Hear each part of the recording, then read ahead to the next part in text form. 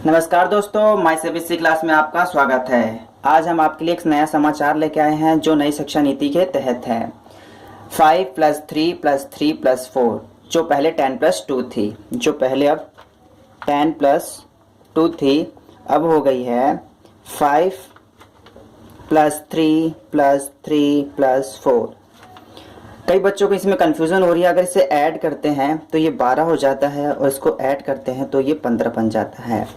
तो क्या 12 साल का स्कूल अब 15 साल में वो कंप्लीट होगा? तो नहीं, ऐसा नहीं है। इसे समझने के लिए एक चार्ट पे आते हैं हम। ठीक है, तो यहाँ पे दिखाया गया एक जो पहले शिक्षा नीति जो हमारी, तो पहले दो हिस्सों में बटी हुई थी 10+2 में, और नीचे वाले को ऐड नहीं किया जाता था, लेकिन अब इसे 4 हिस्सों में बांट दिया गया है।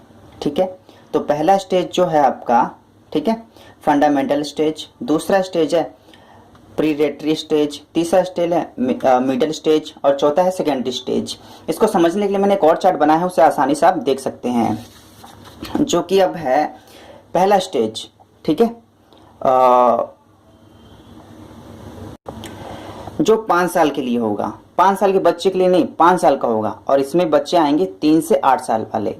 ठीक है, इस स्टेज, पहले स्टेज को फंडामेंटल स्टेज क्या कहा गया है। इसमें प्राइमरी से दूसरी कक्षा तक के आएंगे बच्चे, और इसमें आप आंगनवाड़ी को भी ऐड किया जाएगा। जब वहीं 10+2 की बात होती थी, तो यहाँ पे जो बच्चे थे 1 क्लास से 10 क्लास तक होते थे और +2। लेकिन इसमें क्या होगा, इसमें आंगनबाड़ी वाले भी आ जाएंगे और प्राइमरी वाले, जो LKG और UKG और जो आंगनबाड़ी वाले आते थे वो भी आ जाएंगे इस वाले में। तो जो ये वाला हिस्सा था, तो इस वजह से बढ़ गया है साल उतना ही रहेंगे इसमें। अगर ध्यान से इस चार्ट में देखा जाए तो इस वाले में इस हिस्से को काउंट नहीं किया जाता था, लेकिन अब इस हिस्से को काउंट किया जाने लगा है। ठीक, तो इसमें अब चेंज क्या हुआ है, लिखित परीक्षा नहीं होगी। 3 से 6 साल तक के बच्चे को अब पाठ्यक्रम में शामिल किया जाएगा, जो कि पहले शामिल नहीं किया गया था।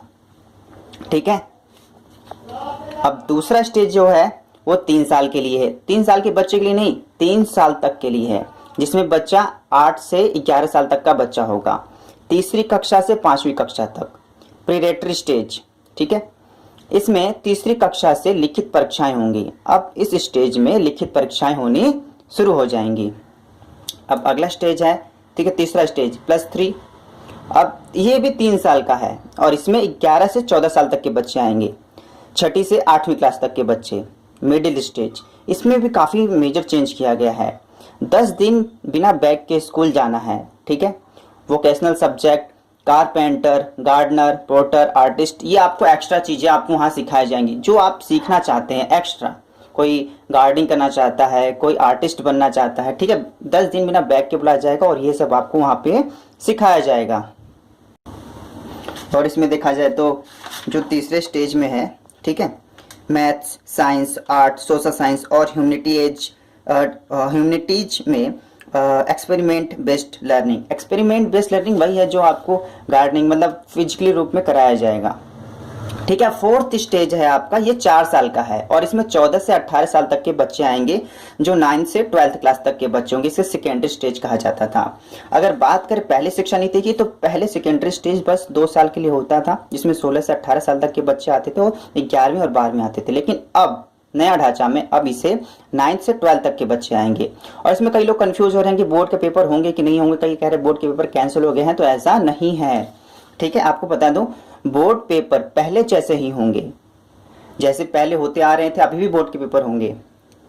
कोई भी स्ट्रीम ले सकते हैं। इसमें चेंज क्या आया, कोई भी स्ट्रीम ले सकते हैं, मतलब 10वीं के बाद, आफ्टर